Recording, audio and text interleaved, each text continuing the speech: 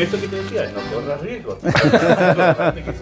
Crónicas del Crónicas, Bicentenario. sí, crónicas ancuditanas rumbo al Bicentenario en la Biblioteca Pública Municipal de Ancud y con la colaboración de la Corporación Cultural de Ancud. Hoy día vamos a hablar sobre patrimonio. El Día de los Patrimonios. El Día de los Patrimonios. Con un invitado de lujo.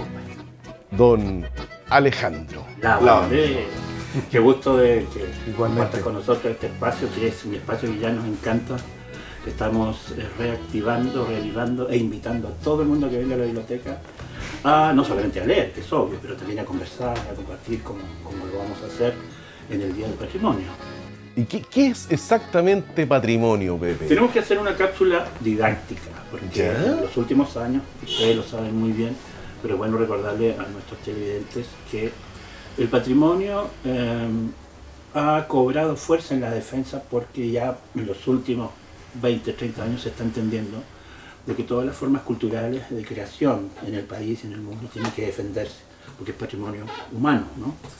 Y que básicamente se divide en dos áreas: el patrimonio material o tangible, lo que se puede tocar, una lancha, un barco, una construcción, una escultura, y lo inmaterial, que es el conocimiento, los saberes que están asociados a esa creación. Todo lo que heredamos de nuestros antepasados como forma creativa se considera patrimonio. Y en el caso de Chiloé es especialísimo, porque no solamente había un reconocimiento internacional a través de la UNESCO, sino que igual hay un movimiento fuerte que viene después de la dictadura, o durante la dictadura, diría yo, no me salto la dictadura, porque hubo muchos luchadores y luchadoras en la defensa del patrimonio de Chiloé en ese periodo oscuro, y ahora cobra más fuerza tanto en la orgánica como en lo comunitario, en la academia, en las organizaciones sociales, porque ya se tiene conciencia de qué es lo que vamos a heredar. Y si no lo cuidamos, si no lo conservamos, el riesgo de extinción es alto. Y en música ni hablar. Sí. Yo creo que ahí tú nos tienes que decir muchísimo, Alejandro, ya tu experiencia, eres un chilote ya completo de tomo y lomo, de tu experiencia musical magnífica, pero también tu vivencia en Chiloé, porque aquí estás en un ambiente, en una isla que es musical en muchos aspectos, en lo histórico, en lo patrimonial. ¿Cómo ha sido tu experiencia en eso? Mira, bueno, llego acá, ¿no es cierto?, casado con Chilota.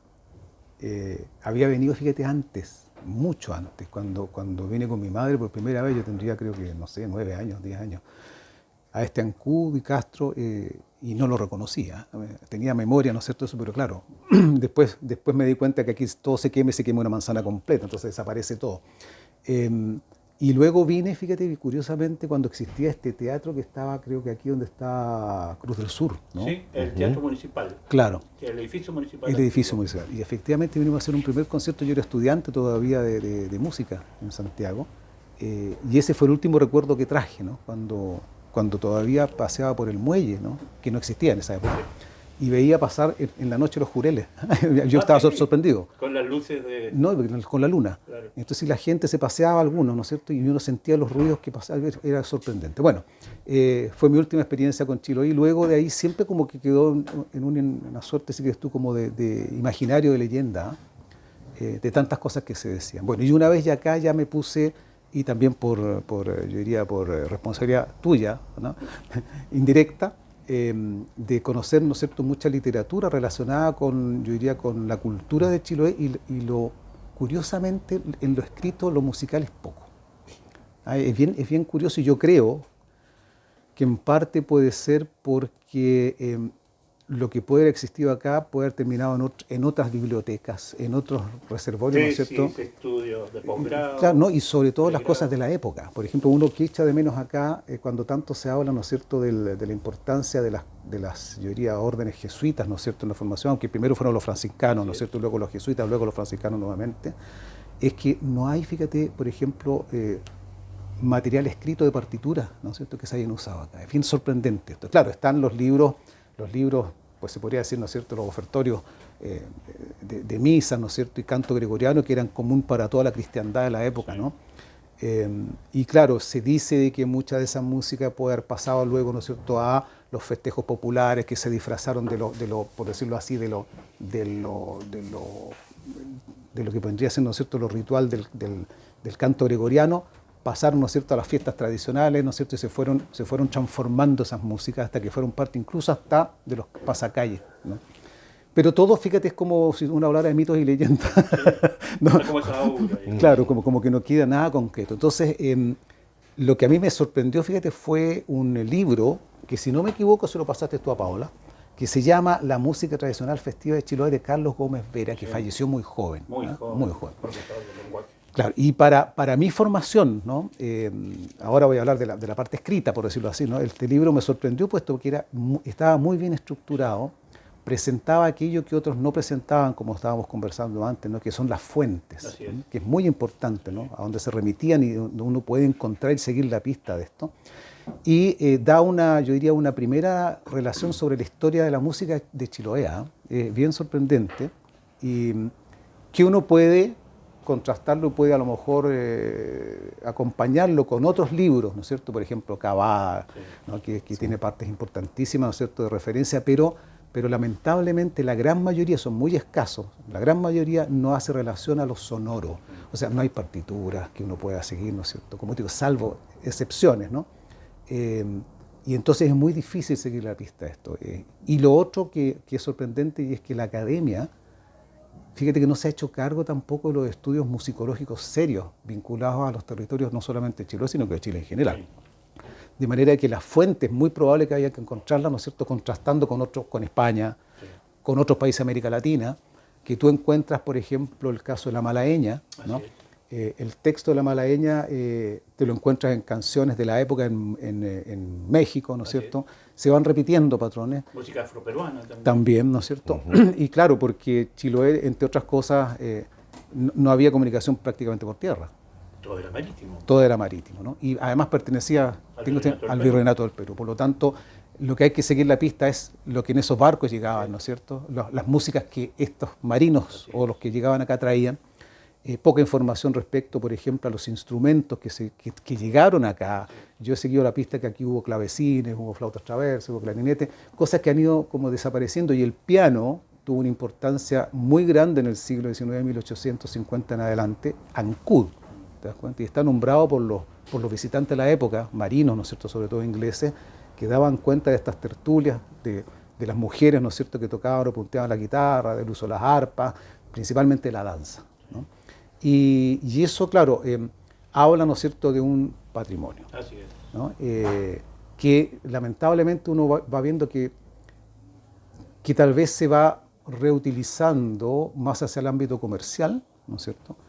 Y que si bien es cierto, yo creo que Chiloé tiene algo bien interesante, fíjate, y es que, entre comillas, la modernidad, ¿no es cierto?, o la contemporaneidad occidental no ha calado. Y lo digo por la experiencia de la música contemporánea, ¿no?, que lleva un punto a mí de reflexión también respecto, ¿no es cierto?, del valor de esta en ciertos territorios y ciertos espacios sociales, ¿no?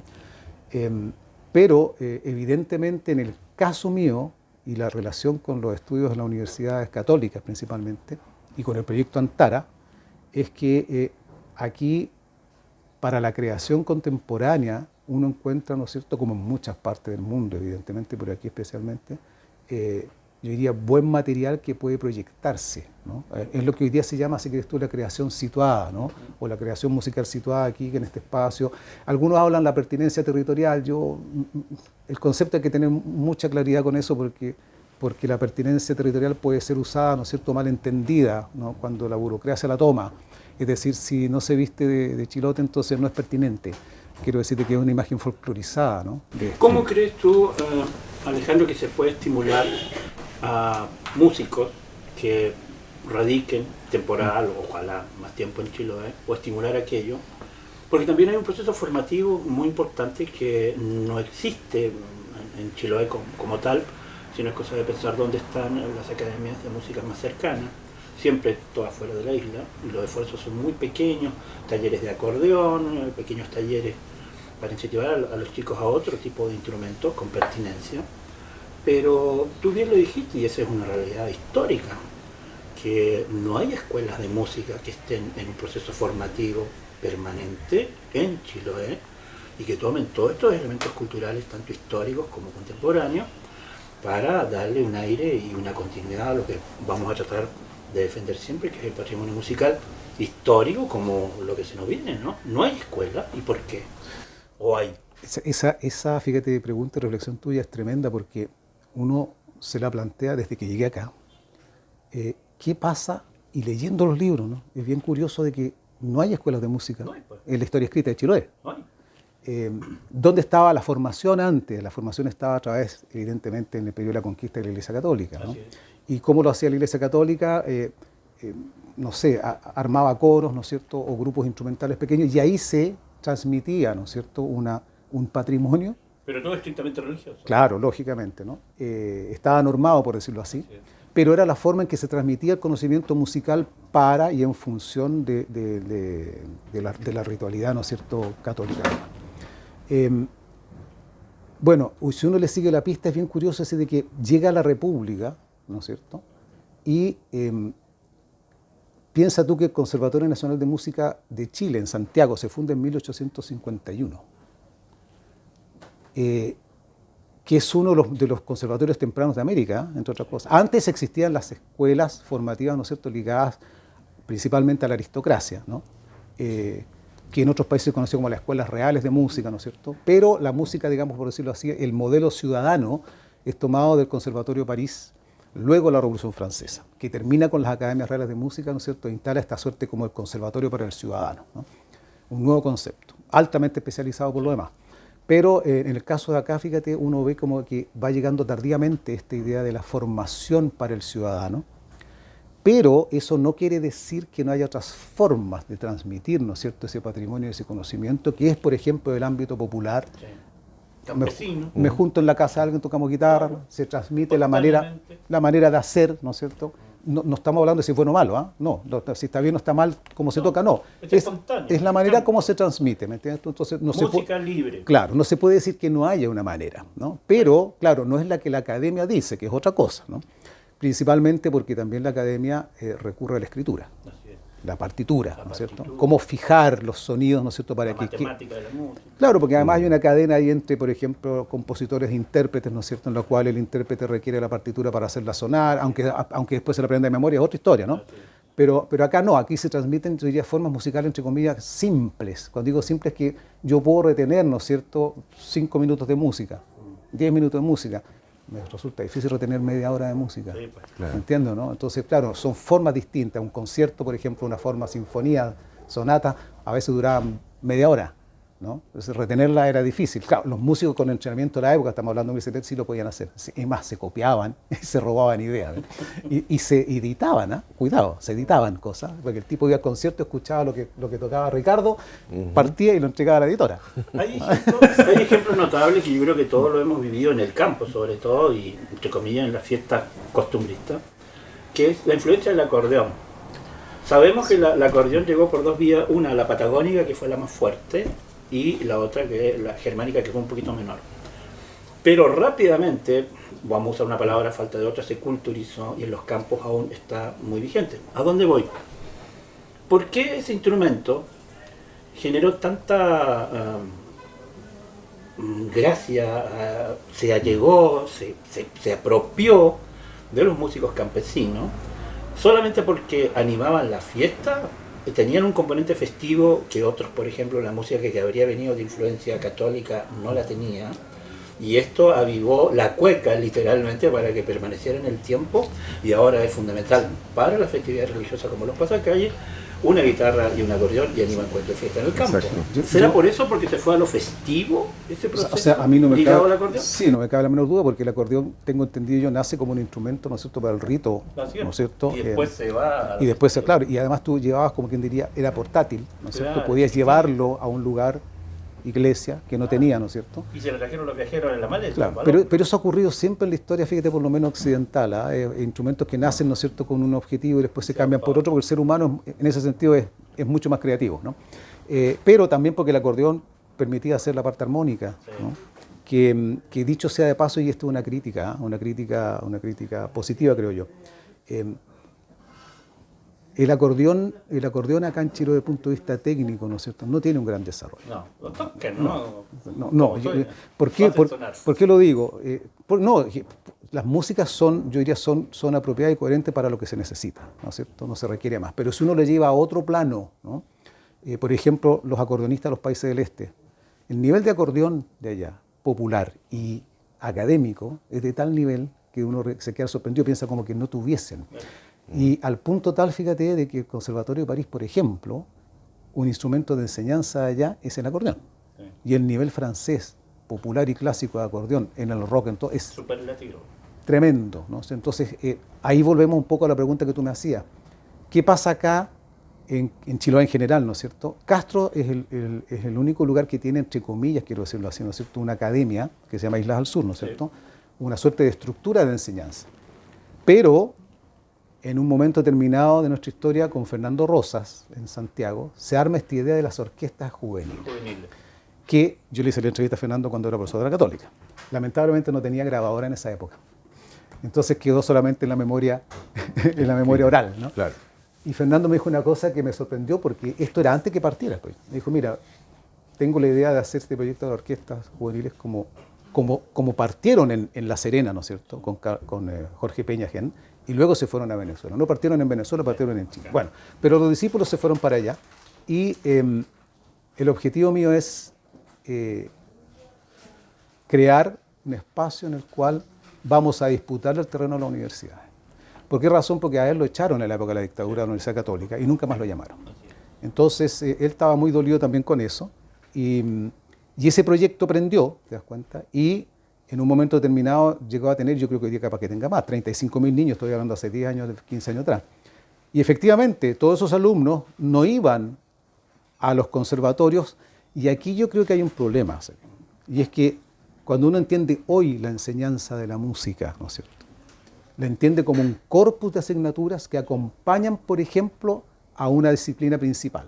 Por ejemplo, violín. Entonces tú tienes violín o tienes viola, contrabajo, qué sé yo, y eso está secundado por clases de teoría y solfeo, análisis, historia, coro, música de cámara, práctica orquestal. O sea, son muchas asignaturas, ¿te das cuenta?, que van ayudando a que este músico se vaya formando para. Y lo otro es que pasan por diferentes, y volvemos al patrimonio, pasa por diferentes periodos de la historia occidental y actual, ¿no es cierto?, en la cual ese futuro músico, ¿no es cierto?, por lo menos tiene un baño que le dice, mira, esto ha pasado en esta tradición, ¿no es cierto?, y se proyecta a tales escenarios o a tales espacios laborales, ¿no? Entonces la pregunta sería, bueno, ¿y por qué entonces acá en Chiloé las autoridades no han entendido la necesidad de levantar este tipo de estructuras para elevar el techo de su gente, ¿no?, de desarrollar el pensamiento, desarrollar la creación? Hay gente que se confunde, habla del arte, no, la creación, ¿no es cierto? Entonces, tú dices, pues, claro, pero curiosamente, ¿no es cierto?, las élites se van a escuchar, no sé, ópera o a Santiago o al Colón de Buenos Aires, ¿no? Y allí sí que sí, ¿no? Pero acá como que vivan de esto, ¿no? Es una mala inversión, creo yo. Y entonces uno se pregunta en Ancud, bueno, ¿y por qué Ancud, que tiene una tradición, de acuerdo a lo que he leído, ¿no es cierto?, esto que mismo estoy diciendo de la existencia de los pianos, de las danzas y todo, bueno, ¿y por qué no está esa escuela de música? ¿Por qué no está ese patrimonio, ¿no es cierto?, puesto allí, desarrollado como una parte? Porque hay que decirlo muy, muy honestamente, tampoco da para allá y para acá, hay que saber situarlo, ¿me entiendes? Entonces creo que eso es una falta tremenda, porque tú requieres muchos años de práctica, y eso es un tema que la música, mira, he sido profesor universitario todos estos años, siempre ha habido un problema, ¿no es cierto?, en la autoridad universitaria de entender, que cuesta mucho, de que tú vayas a meter clases instrumentales individuales en una universidad. Una, porque se calculan los metros cuadrados en función a los alumnos. Entonces, imagínate un alumno, un profesor, debería tener 4 metros cuadrados con suerte. Resulta que si tú metes una trompeta, una percusión, te vuelves loco, ¿no? Entonces, asumir, como lo han hecho algunas universidades acá en Chile, el hecho, ¿no es cierto?, de que se enseñe esa tradición, ¿no?, significa un costo, pero es una inversión, ¿no es cierto?, tremenda, de manera tal de que en el caso de acá uno dice, bueno, las autoridades hacia atrás, y cuando digo hacia atrás no me refiero a hace 20 años, me refiero a acá históricamente, ¿no?, como que yo creo que se ha vivido, no sé si me entiendes, se ha vivido la cotidianidad, la fiesta, no sé, el curanto, ¿no es cierto? Y a eso tú le agregas música y con eso basta, es suficiente. ¿Entiendes? Y hay un problema que se complica, sobre todo en los periodos de verano, en todas las municipalidades, y yo creo que en todo Chile. Por alguna razón que tiene que ver igual con descontrol en los 80 y la invención de los festivales costumbristas, se subentendió y se dio por hecho de que toda la música, comillas, de raíz folclórica, usemos esos términos genéricos, sirven solamente para esos eventos, para atraer turistas, para generar beneficios cortoplacistas en un verano muy corto, todos al escenario, a donde va la lancha, con maravillosa creación de nuestro querido amigo Moncho Yáñez, pero que dicen, como tú lo mencionaste muy bien, yo creo que ahí las autoridades, el conjunto de las autoridades que tienen que ver con cultura y no, creen que esa es la música de Chiloé que vale para ese periodo corto del año y ya está. Y no es eso. ¿Cómo lo ves tú? Que es complejo también el tema de la música, comillas, en los festivales costumbristas. Sí, ciertamente, porque volvemos a lo mismo. Yo creo que, fíjate, muchas veces uno tiende a confundir que hay músicas, o sea, espacios sociales y espacios musicales que tienen relación. No es que exista una sola, ¿me entiendes? Entonces también... Múltiple y diverso. Por ejemplo, pasa que en la academia es el otro lado. De repente dice, esto es y no hay más. ¿Me entiendes tú? Y no es así tampoco. Entonces yo creo que aquellas personas que tienen, yo diría, la potestad, ¿no es cierto?, política y de desarrollo de políticas culturales, deben ver, ¿no es cierto?, que se debe potenciar el conjunto, ¿no? Yo sé que en términos de recursos es difícil, pero evidentemente en el caso, yo creo que de Ancud, fíjate, uno diría, ¿por qué no hay una escuela de música? Cuando digo escuela de música, hoy día, en el extranjero, no voy a nombrar países, tú te encuentras con que, curiosamente, en algunas se enseña música del norte de la India. Y tú dices, ¿por qué? Bueno, ellos habrán visto el porqué, ¿no es cierto? Pero trato de decirte que está abierta la posibilidad, entonces, de que acá se tenga el patrimonio clásico, ¿no es cierto? Que tengas el jazz, que tengas las músicas tradicionales o populares, ¿no es cierto? Y que estos convivan, porque de eso es como cuando uno hablaba, ¿no es cierto?, de la corte de, ¿cómo se llama?, de los reyes en España, ¿no es cierto? Tú dices, bueno, si conviven todos ellos, algo va a salir. Y si alguien lo direcciona, mejor todavía, ¿me entiendes? Pero esto como de dejar el abandono en el siglo XXI, me resulta, ¿no es cierto?, muy, muy curioso. Yo digo, hablando de los chilotes. Y creer que lo que suena en los festivales costumbristas de verano es la música de Chiloé también. La gente que viene de fuera, incluso extranjeros, se confunde porque dice, ¿esto es la música de Chiloé? Y créanme que yo lo valoro mucho a músicos campesinos, que conozco a mucha gente valiosísima, pero hay grupos musicales que se aprovechan de los festivales costumbristas y lo que muestran es una chabacanería o una cacofonía espantosa con tal de hacer reír y entretener a un público que viene a buscar eso. Ni siquiera comen milcao porque no les gusta. Pero esa juerga para mí es horrorosa y no soy el único. Pero eso, Pepe, como todo, absolutamente todo va quedando al arbitrio del mercado. Incluso los festivales costumbristas, pasa que esos grupos que mencionas, esa forma musical chilota que mencionas, está en este momento en un festival costumbrista a las 3, 4 de la tarde, pero el plato fuerte es el reggaetonero de moda. En los festivales costumbristas, no solamente acá en Chiloé, en los festivales de verano de distintas comunas. Entonces, eso ha ido cambiando también.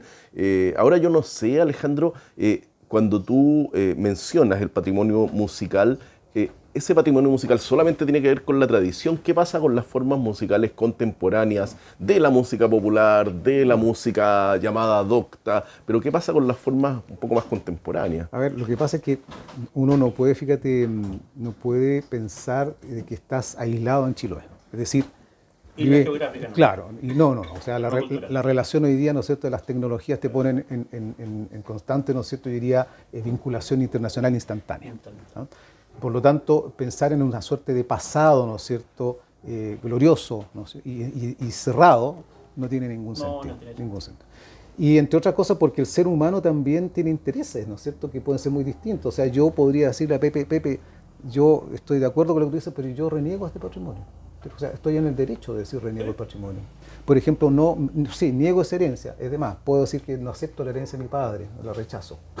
O sea, Hasta ahí. Puede ser también. te dejo tal cosa, Claro. no quiero, ¿me entiendo, no? O sea, Hasta ahí, claro. quiero decir de que están esas posibilidades. Lo que uno está tratando de decir de que hay, como tú mencionabas muy bien al comienzo, hay una historia, ¿no es cierto?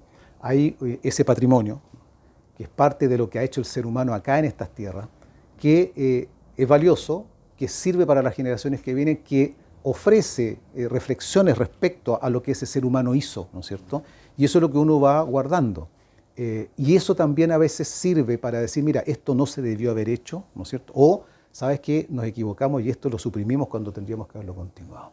Yo diría, esas reflexiones son importantes, y yendo a lo que tú me decías de la música entonces, y lo contemporáneo, bueno, la relación con la contemporaneidad musical, lo que hablaba en un comienzo, viene principalmente de lo que hicieron las vanguardias, ¿no es cierto?, artísticas en el siglo XIX y XX, ¿no? Claro. Finales del XIX, ¿no? Pasando al XX, y en el cual ellos mismos rechazaron lo de su propia cultura porque era como quien diría la manera de accionar, ¿no es cierto?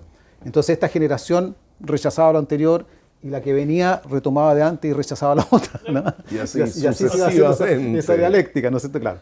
Entonces, en el caso de acá, ¿por qué es difícil? Porque efectivamente eso se daba con la existencia de la academia. Tú rechazabas la academia, pero la academia al mismo tiempo impulsaba el rechazo hacia eso, ¿me entiendes? Pero acá no lo tienes, pues. Entonces, ¿a quién va a rechazar la academia si no hay academia? Entonces, lo contemporáneo, tú lo traes diciendo, a ver, yo voy a hacer una relectura, ¿no es cierto?, del entorno y del territorio y de esta cultura. Voy a reutilizar aquellos elementos que yo encuentre que me hacen sentido para la creación de algo. Cuando digo algo, puede ser una obra, lo que tú quieras. Y luego decir, ya, ¿sabes qué? Bueno, yo lo voy a articular, llamar de esta óptica. Es decir, creo yo que es mucho más fácil, fíjate, planteárselo para la literatura, para la pintura, para el arte visual, que para la música. ¿Por qué razón? Porque está esta suerte, creía yo, de peso muerto, de verdad, de una suerte de folclorización, ¿no es cierto?, de esa tradición. Es decir, no lo cambies porque eso es. Pero la pregunta es, ¿eso se autodefine o lo define alguien de afuera? Lo define alguien de afuera. Entonces yo quiero ver esto porque esa es la verdadera tradición de Chiloé. Bueno, a lo mejor para el señor sí, pero para mí no.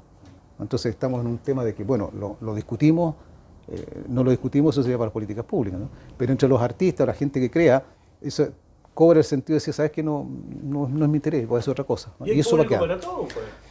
Pero sobre todo... El caso del rock es interesante, ¿eh? Cómo nació, igual aquí nació un movimiento rock muy fuerte, así, en Ancú en particular. Tengo entendido que Ancú fue una plaza... La cuna claro, del rock, ese movimiento rock en Chile. rock Pero también insular. en los últimos años comenzaron a fusionar las temáticas Claro. y los ritmos. Por ejemplo, mezclar cueca Claro. con rock. Y mezclar, por ejemplo, hacer una versión del himno de Chiloé en rock, que para muchos sería una ofensa. Para Sí. los rockeros es maravilloso. Claro, lógico. Hay público para todos. O sea, que la creación no se puede como, yo diría, como Claro. coartar, ¿me entiendes? ¿No? Y lo dirá el resto de la gente, no sé, efectivamente, si eso tiene... Hay público para todos. Y el Claro. uso de ciertos instrumentos. El grupo Barba de Palo usa el acordeón permanentemente en Por sus ejemplo, conciertos. Es un grupo de rock.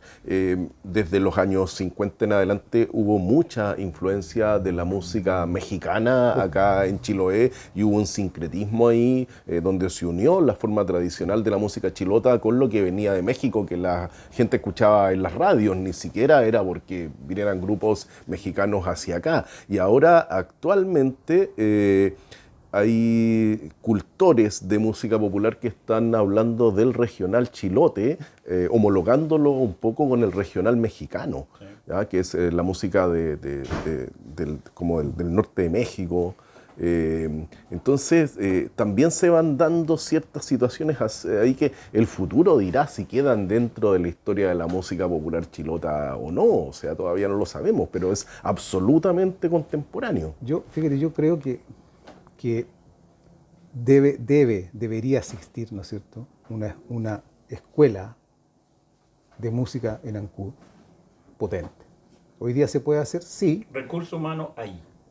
¿Faltan las lucas nomás? ¿O No. infraestructura? Falta infraestructura, pero el recurso humano no es tan sencillo. ¿Por qué razón? Porque Chiloé no se caracteriza, y Ancud menos, ¿no es cierto?, por tener músicos de esta línea. O sea, Hay que traerlos Es que de no fuera, hay. invitarlos de fuera. sí, ya eso quería decir, fíjate, Pepe, de que a la gente realmente se le olvida o no sabe. Cuando se armó el Instituto Pedagógico en Santiago, que fue, entre comillas, ¿no es cierto?, cuna ¿De dónde vinieron los profesores? Pues. De Alemania. Los tuvieron que traer de Alemania porque acá no había. ¿Te das cuenta? Entonces, y era un modelo barato, porque era un señor que venía, ¿no es cierto?, con una tiza y una pizarra. A diferencia de lo que pasaba en Estados Unidos, en la Unión Soviética de la época, que se trabajaba en equipo al interior de la universidad, que eran más caros, ¿no es cierto? Pero eso dio frutos y se ven, ¿no? Entonces, cuando uno se pregunta, bueno, en algún momento hay que comenzarlo, ¿no? Pero tú, al crear eso, por lo menos, ¿no es cierto?, generas la primera plataforma para que se vayan haciendo otras cosas. Quiero decir de que la gente, ¿en qué se confunde hoy día? Y eso es lo que ha ido cambiando en la enseñanza internacional. De que se le reconoce hoy día hablar de patrimonio. Antes no se tocaba. ¿Por qué razón? Porque Occidente entendía que el patrimonio era el de ellos. Así es. Y se enseñaba eso y no se enseñaba otra cosa. Hoy día eso cambió. Entonces, eso abre una mirada también sobre, ¿no es cierto?, los procesos internos históricos y culturales, de manera tal de que tú puedes encontrar de que esto que está aquí, que es Chile, se valoriza, sí, pero para que se valorice y tenga una continuidad y se cultive, ¿no es cierto?, tienes que tener gente preparada y gente que haga, como que diría, carrera en eso, estudio en eso, ¿no? Y no ser chauvinistas porque a veces dicen, no, pero ¿para qué vamos a traer profes de afuera o músicos de afuera si tenemos? No, es que son cosas pero distintas. Es que ahí la historia nos pone en nuestro lugar. Solamente 2 ejemplos de que la música chilota en los últimos 150 años ha sido muy influida o influenciada por otros elementos externos a su cultura. Por ejemplo, ¿de dónde vino el acordeón? Obviamente vino del norte de Europa, a Patagonia, Chiloé. No le inventaron acá los chilotes. La guitarra ni hablar. Las formas musicales, los cantos, vinieron todos de fuera y se culturizaron. Entonces, que vengan profesores, profesoras, músicos con nueva visión, sería maravilloso porque así la chilotada, los músicos populares, sobre todo los más jóvenes, porque generalmente los músicos campesinos más viejos se resisten un poquitito a ciertos cambios, pero nos haría maravillosamente bien. Entonces, no es un tema solamente de recursos, sino que también una selección de músicos y de gente que venga con muchas ganas y casi misioneros, cruzados. Es que, sin hablar de la católica. Claro, fíjate que es interesante porque ahí está el tema, ¿no es cierto?, del puente, ¿cierto? Ya. Es controversial, ¿cierto? Pero eso lo hace interesante, porque ponen tensión y en discusión. Bueno, aquí pasaría lo mismo con una escuela, entonces bueno, hay que ponerlo en tensión y discusión. ¿Por qué razón? Porque ese músico campesino, mira lo que te voy a decir, como el grupo Iyapu, o Inti Illimani, como referente, tienen su forma de creación y su forma de transmisión. No requiere el señor que está en el campo que alguien le vaya a enseñar nada. Y una cosa, si él quiere la toma, si no quiere no la toma. Es funcional a lo que quiere, ¿no es cierto? Sí. Pero esta otra música no. Sí. Y lo que tú decías en un principio de la memoria oral, en la historia de la música, esos viejos músicos campesinos que tienen la versión más antigua en su cabeza de la samba refalosa, que lo cantaba su abuela y su bisabuela. ¿Por qué? Porque uno de sus tatarabuelos había combatido en el Perú y se la aprendió y se la trajo. Me lo enseñó mi abuelo que estuvo en el Perú combatiendo. A la samba y sí, a la samba y no. Ese tesoro está vivo, no pasó por la escuela, pero tiene la memoria todavía. Y eso hay que conservarlo. Hay que conservarlo. ¿No? Y por ejemplo, ese es otro punto, pero no solamente en Chiloé, los archivos de música. Que no solamente puede ser de música, puede ser de fotografía, qué sé yo, pero es lo mismo. Pero es un problema común, yo diría yo, América Latina, y yo con esto, fíjate, quiero como tal vez redondear lo mío, ¿no? Y es que si vamos a ver lo que decía Francisco Miranda, ¿no?, en la época de las guerras de independencia con Bolívar, decía, miren la Europa como inventa y crea, y vean la América como imita. América no debe imitar, sino que debe ser original. Sí. Y hay una pregunta, ¿y dónde vamos a buscar modelos?